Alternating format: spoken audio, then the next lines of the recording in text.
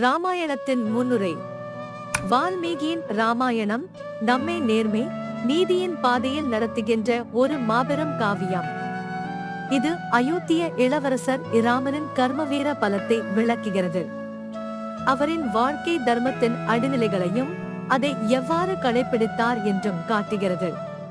அரசர் தசரதனின் மூத்த மகனாகிய இராமர் அரண்மனை சதியின் மூலம் 14 ஆண்டுகள் வனவாசத்திற்கு செல்லும் கட்டளையை பெற்றார்.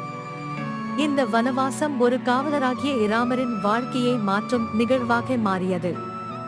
சீர்கேடுகளுக்கு மத்தியில் இவர் சீராக கடைபிடித்த நெறிகளை நான் பின்பற்றுகிறேன்.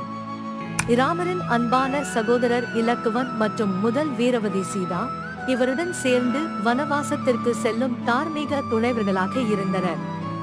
அன்பும் நேசமும் நிரம்பிய இவர்கள் மேற்கொண்டு வரும் நிகழ்ச்சிகளுக்கு ஏற்ற பலம் சேர்க்கிறார்கள்.